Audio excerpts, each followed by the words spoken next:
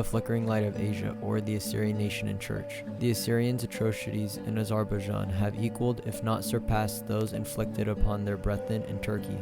While the Russians were still in Urmia, the local Mohammedans had caught the echo of Turkey's proclamation of the Holy War, and they were then seeking an opportunity to pour out their vengeance upon the defenseless Assyrian Christians.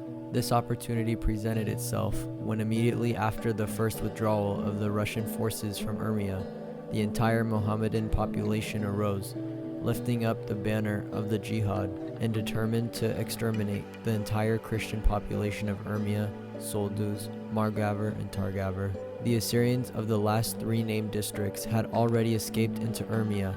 From fear of the approaching Turkish forces, the Assyrians, from all directions, naturally endeavored to reach the city of Urmia, where they might seek the protection of the American and the French flags, which were flying over the buildings of the two respective missions. The Assyrians, however, who had left all their possessions behind, were intercepted by their armed Mohammedan neighbors and killed in the most brutal manner.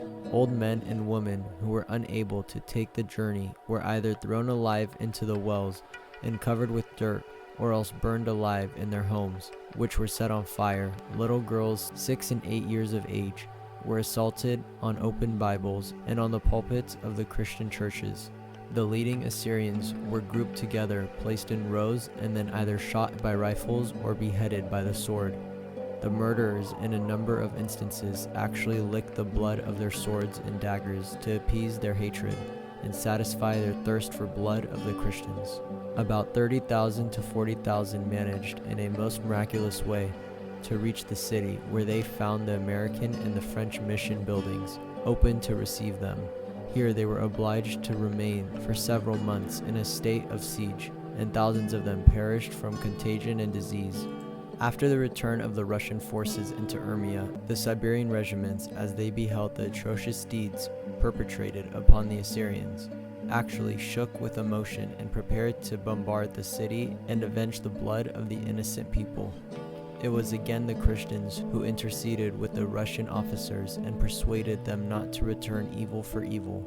After the collapse of Russia, the Mohammedan population of Urmia, unmindful of the forgiving spirit shown them previously by the Assyrians, and of the desire of the latter for peace and harmony in spite of their losses, rose up once more, this time assisted by the Persian Kurds and the Mohammedans of Salamas.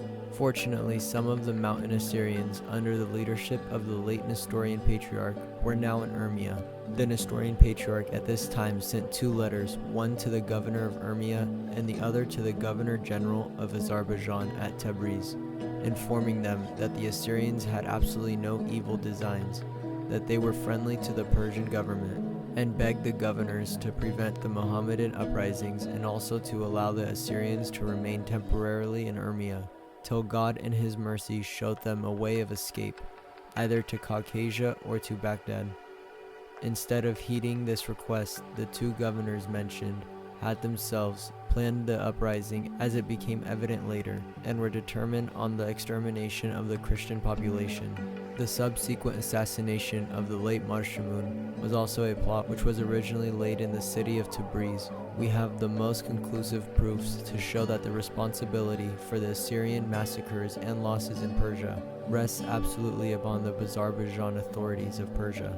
Fully 112 Assyrian villages were burned to the ground or otherwise destroyed. The homes of the Assyrians in Urmia were plundered, and the household effects, together with the cattle of the Assyrians, can be found in the possession of Urmia Mohammedans. The proofs of this responsibility have already been submitted by the leaders of the Assyrian people to the allegations of the allied nations in Tehran. Fully 50,000 Persian and Mountain Assyrians perished because of these fanatical uprisings, and about 4,000 Assyrian women are now kept in bondage in the homes of the Muslims. And during their last exodus from Urmia, on their way to Baghdad, the Assyrians were pursued and shot down by Majid al-Sultana, a general in the Persian army, for the shedding of innocent blood, and for the material losses they have suffered. The Assyrians present their claim for indemnity against the Azerbaijan government of Persia. If we were to figure at the shocking rate of 250 tumens, which was the standard price allowed by the courts of Urmia for the killing of a Christian by a Mohammedan, the Azerbaijan government should be held responsible to the extent of 12,500,000 tumens as an indemnity for a deliberate plan to exterminate all the Assyrians and for the actual loss of 50,000 men, women, and children. The assassination of the late Patriarch Marshamun was a most cowardly deed, perpetrated by the instigation and conspiracy of the two Persian governors, to whom we have alluded. The Governor-General of Azerbaijan, showing apparently compliance with the request of the Assyrian Patriarch as contained in his official letter, sent messengers to the latter, asking him to meet the Persian envoys in Salamas, to which place the said envoys were coming from Tabriz. Marshamun, accompanied by 200 of his men and intensely desirous of harmony, left for Salamas. Here in the city of Delaman, he met the Persians' envoys, entirely ignorant of the fact that their apparent friendship was a mere mask for murder. Most cordial greetings were exchanged, and the negotiating parties apparently came to a mutual understanding. At the conclusion of the interview, the Patriarch prepared to depart to Urmia. The Persian envoys, however, suggested that he should also meet a Simku, Kurdish brigand and chieftain of a notorious Kurdish tribe, who was also residing then in Salamas. The Patriarch replied that Simku did not represent the Persian authorities, and he was not even a law-abiding Persian subject, and therefore he could have no dealing with him. The Persian envoys, however, appealing to the Patriarch's desire for peace and tranquility, and under the pretense of wishing to calm the disturbance in the entire district, insisted that Marshamun should visit the notorious Kurdish chieftain in a spirit of meekness and humility, and with a desire to please the Tabriz authorities. The Patriarch consented to do so. In the meanwhile, Simku, with the full knowledge and deliberate planning of the Tabriz envoys, had his sharpshooters placed in advantageous points on the roof of the houses adjoining his residence. So when the interview with the Kurdish brigand was over, and as the Patriarch emerged from the house into the courtyard, where his men were waiting for him, he was received with a rain of bullets, and only 6 of his wounded attendants managed to escape to tell the story of conspiracy and murder. Justice demands that the Azerbaijan government should pay an indemnity of 1,000,000 tumens for this cowardly betrayal of trust, and for this deliberate plan of assassination and murder. For the material losses of the Assyrians in Urmia, Salamas, Solduz, Targavr, and Margavr, the Assyrians demand an additional and a most reasonable indemnity of 18,000,000 tumens, making a total of 31,500,000 tumens, which they justly claim from the Azerbaijan government of Persia.